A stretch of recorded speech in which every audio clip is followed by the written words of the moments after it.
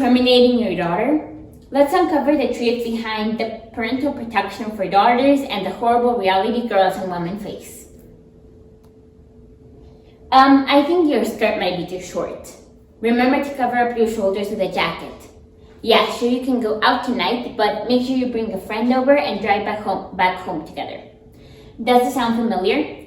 In a world where girls are even more in danger every single day, parents tend to have this type of reaction. And that is, of course, really natural, but have you ever wondered that these phrases I just mentioned may be adding to the problem instead of helping? Hi, I'm Andy Reyes, and as a 17-year-old high school student, I noticed with along pretty much every other girl my age, a significant fear of being exposed to countless things we have been taught to make sure we avoid. We fear everything from seeing an older man walking near us in the street to just being terrified to go outside by ourselves. The outrageous abuse and microaggressions that we face as teenagers makes it impossible to normally go about our day-to-day lives. So actually, a report from American Association of University Women found that half of 8th to 11th grade female students have experienced some sort of sexual related abuse, whether it's catcalling to being touched or even rape. These things I just mentioned are things that have become way too common for us to fear in our day-to-day interactions with men. So now, as a parent, teacher, or mentor trying to protect your young girl, how are you adding to the problem? So what is the issue? To know this, we must first ask ourselves how open we are about this topic with our loved ones. Does your daughter feel comfortable talking about the uncomfortable situations she has been put in among boys and men? As a teenager, I acknowledge that it can be really uncomfortable to talk with your parents about this subject, because not only do you fear that they'll react in an overprotective way, but in a way, girls feel guilty because of the uncomfortable situations they have been put in. This is pretty self-explanatory. If we're constantly telling girls what they should and what they shouldn't do to keep themselves out of danger, we are telling them that it's not the boys who should know how to act among women, but it's the girls who should know how to behave and dress and talk among boys and men just to keep themselves out of danger. So, to make my point more clear, I'll just use a simple example.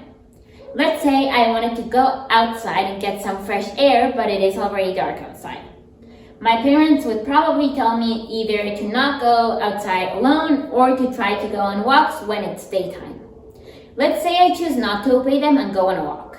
And while I'm walking, an older man passes by in his car and yells out an inappropriate comment out his window. This, of course, would make me feel really uncomfortable and in danger. But if I were to go home and tell my parents what happened, a possible response I would get from them is, "I told you not to go on a walk at night." And sadly, this is the reality for millions of girls around the world. And this is what makes girls and women, all ages, be in a really frustrating cycle of abuse, guilt, and silence. So what can we do to help? The first thing we must do is establish a really strong point in young girls that whatever abuse they go through, whether it's really major or minor, they have absolutely no fault in that. We should also try to be careful of the language we use among young girls. We shouldn't be telling them what they should or shouldn't do, but we should just make sure they are aware of the things that happen out in the world and make sure that if they are put in an uncomfortable situation, they know how to escape it, or they just know the red flags of danger. So lastly, we should open more conversation. Ask your teachers, your daughters, your grandmothers, your mothers, anyone of their experience of abuse among men. We should also pay more attention of the statistics of abuse in women, which are really just outrageous. According to UN Women, around 76% of females will experience or have experienced some sort of sexual related abuse or any other type of violence. So if there's anything you can take away from this talk, I hope it is the motivation and the confidence to go out and talk about this subject with your loved ones. Let's open the door to conversation and just the opportunity to have a safe space where women can talk about the experiences they have lived with abuse. And let's just all work together to make a world safer for girls and women all ages. Thank you.